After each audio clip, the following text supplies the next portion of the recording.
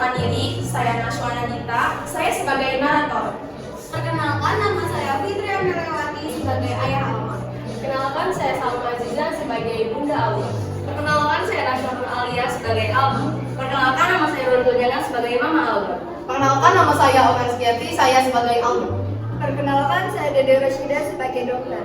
Perkenalkan, saya Cici Rahmawati, saya sebagai suster. Perkenalkan, saya Nesia Jennifer sebagai waiter. Perkenalkan, nama saya Tia Purdawati sebagai guru. Perkenalkan, nama saya Rizka Nurul sebagai figuran. Perkenalkan, nama saya Maudie Yanti sebagai figuran. Perkenalkan, nama saya Anastasia sebagai figuran. Orang gadis SMA yang usai berbelanja dari mall. Ia menyeberang menuju parkiran mobil. Sambil berjalan, ia melamun memikirkan rencana yang akan ia buat hari itu. Namun tiba-tiba, sebuah mobil menabraknya dengan kecepatan tinggi, membuat Alma tidak sadarkan diri. Saat tersadar, Alma menyadari dia sudah berada di rumah sakit. Bunda, Alma, kamu sudah bangun, nak? Iya, Bun. Mataku, kenapa ditutup, Bun? Tenang, nak. Jangan khawatir. Mengatakan ada apa-apa saja di sebelumnya. Kamu tidak terlalu tempat kamu parah, nak. Tenang saja, nak. Kita ke rumah sakit sekarang. Iya, Bun. Sebentar lagi juga kamu sembuh. Sambil berbaring, Alma merenungkan ucapan bundanya.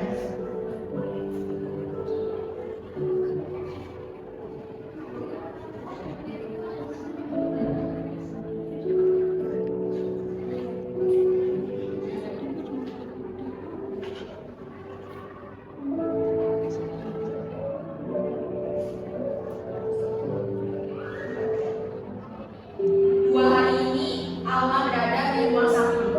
Dokter menyatakan agar Alma akan segera dilepas.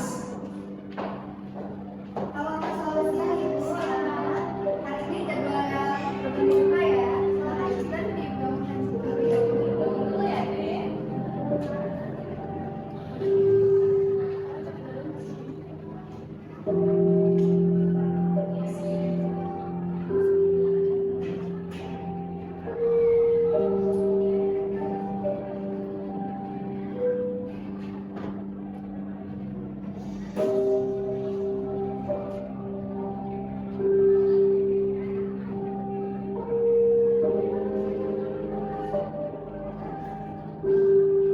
Silakan, sudah boleh dibuka matanya. Dok, kok pandangan saya gelap? Kamu nggak bisa lihat apa-apa? Nggak bisa, Bun. Sebentar ya, Ibu, saya periksa dulu. Namun, betapa terkejutnya Alma setelah perbannya dibuka. Maaf Bu, kalau begitu dugaan saya memang benar. Benturan yang terjadi pada Putri Anda menyebabkan kejadian saraf Putri Anda buka. Sekali lagi saya Enggak! Apa yang dokter bilang itu benar? Enggak. Ini ujian buat kita, Nak. Bunda memeluk Alma hingga Alma pun tenang.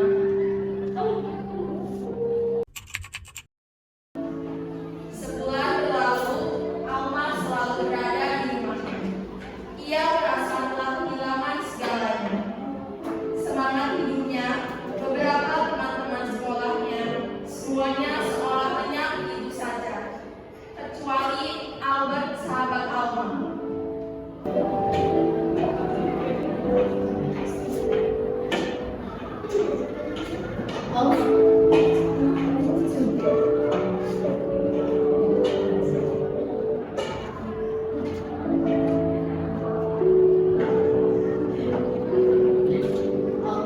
Baru kata baik.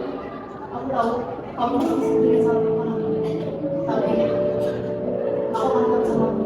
Dan aku selalu menjadi mama. Terima kasih, Alma. Karena untuk saat ini kamu adalah teman yang paling care.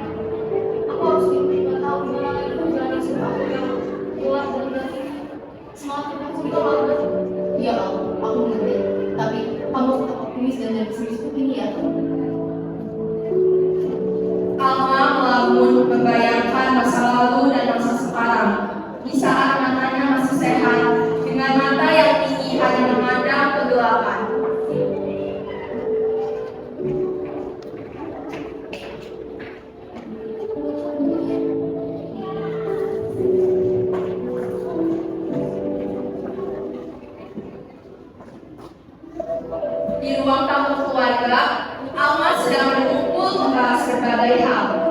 hingga sampai pada topik pembahasan yang serius. Bagaimana jika kamu mencoba untuk menjalani tugas kita? Iya, tidak ada salahnya kita mencoba terlebih dahulu. Ini sama saja salah satu bentuk rasa egois kita. Kenapa nggak mau? Tapi ayah mengerti. Tapi kapan nak? Tunggu aku yang pas. Lagi pula mencari donor mata tidak semudah yang kita pikirkan. Alma yakin takdir yang sudah berpihak pada Alma ini adalah yang terbaik. Alma punya pilihan sebenarnya.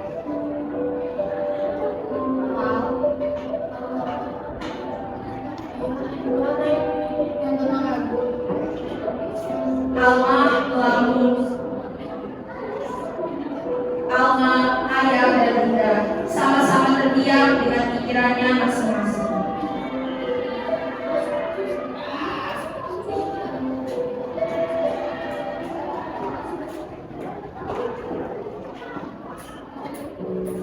Hari-hari berlalu begitu cepat. Musim silih berganti dan Albert menghilang tanpa kabar, sehingga Alma benar-benar bingung dibuatnya.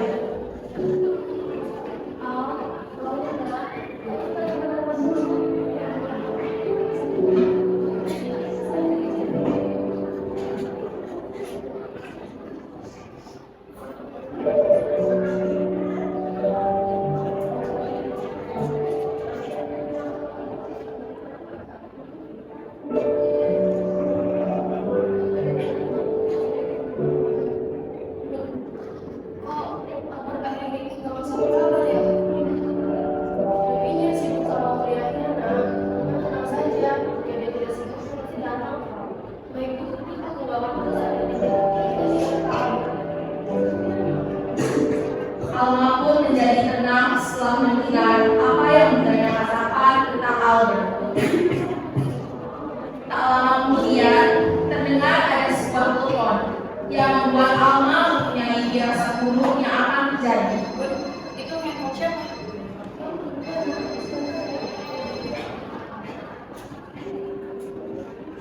Halo? Hah? Baik.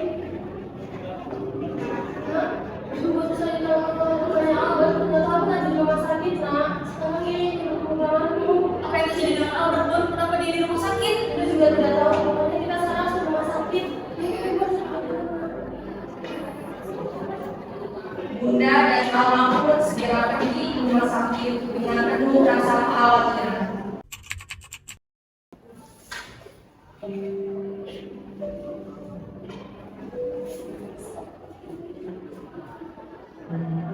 Sesampainya di rumah sakit, Ibu Albert langsung menyambut dan memeluk Alma.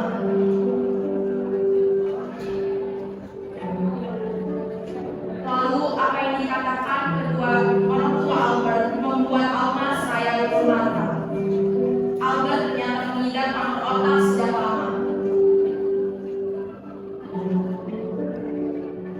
Dia sudah berguru. Sebagian lalu, dokter memberikan waktu untuk berenang. Kenapa Bapak baru membantu Allah sekarang? Kenapa tidak dari kemarin, Ma?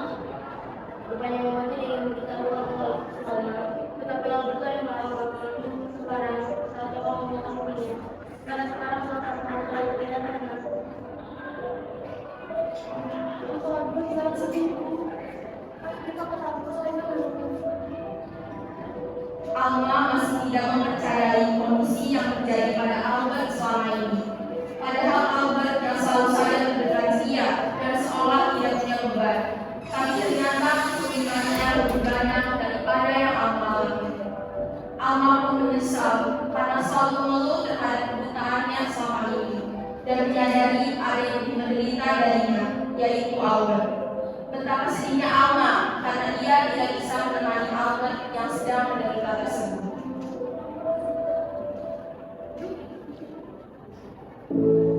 Perlahan, Alma bergerak meraba-raba impian tajamnya.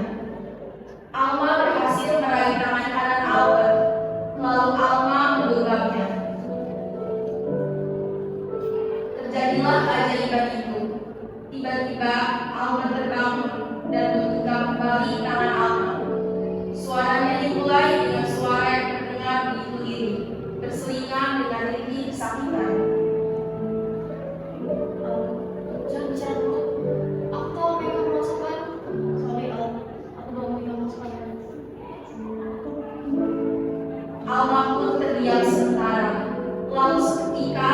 Air mata jatuh tidak terasa mengalir deras di hadapan Albert karena menyadari bahwa masa-masa indah yang dulu mereka berdua jalani tersebut tidak akan pernah terulang untuk selamanya. Albert tahu bahwa hidupnya sudah tidak lagi lama.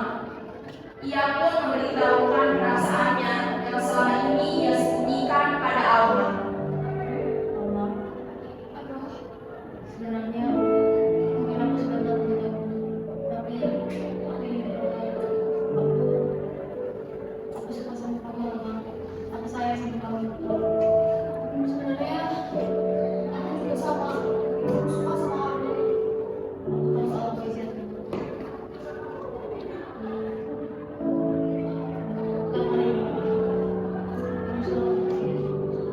Kenapa tertinggal obat kita? Jangan sedih, Allah. Aku gak ingin kamu nangis. Kamu tegang ya. Jika aku sudah tidak ada lagi, aku ingin kamu bahagia. Aku gak mau. Semoga. Ayo kamu katakan Albert. Albert, Albert, Albert, enggak, Albert, bunda, mama. Albert, ada apa dengan Albert? Albert, Albert, dong sayang. Albert, dokter, dokter, ini ibu yang perhatian persiapkan perawatannya.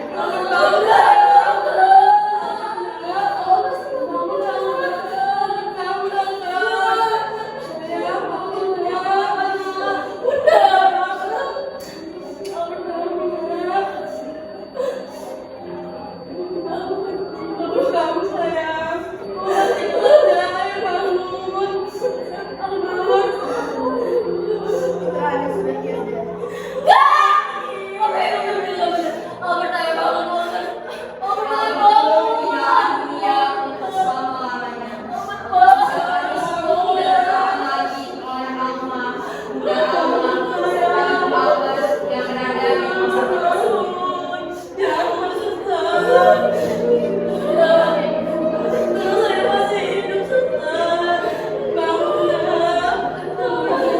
Itu teman cinta ya.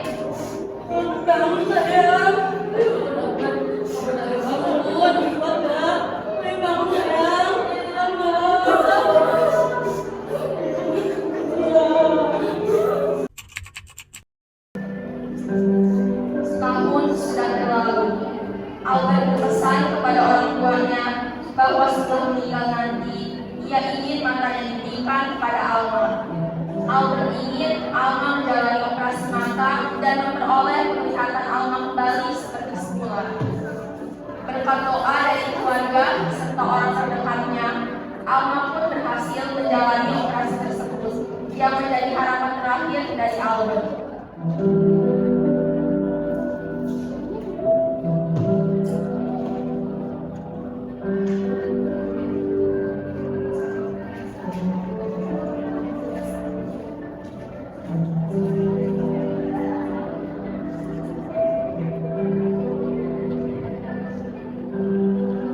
Siska, kamu pesan apa? Baik, kalian depan dulu ya.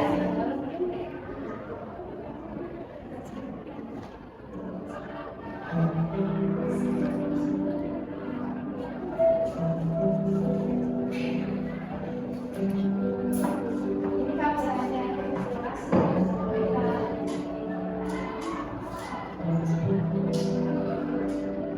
Setelah Alma bisa melihat kembali, Alma pun langsung membuka selembar kertas yang waktu itu Albert berikan kepadanya. Karena ia pikir itu kenangan terakhir dari Albert. Perlahan-lahan, ia baca baris-baris puisi yang dituliskan untuknya. Alma pun merasa tersentuh setiap kali membacanya.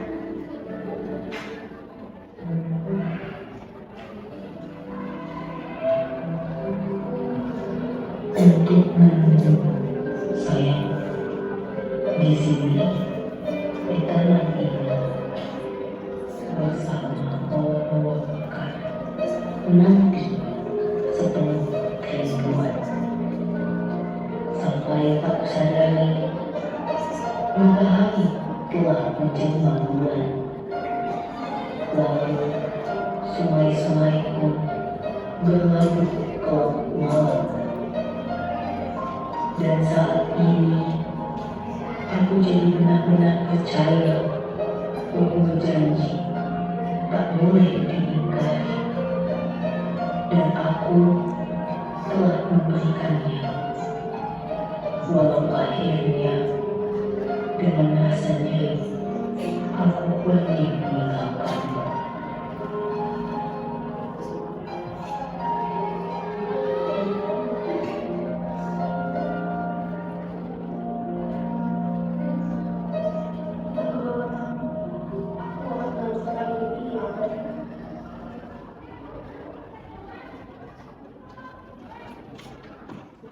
Kisah Alma berakhir bahagia, walau tanpa Albert di sisinya. Alma belajar bahwa takdir tidak pernah bisa diduga, dan ikhlas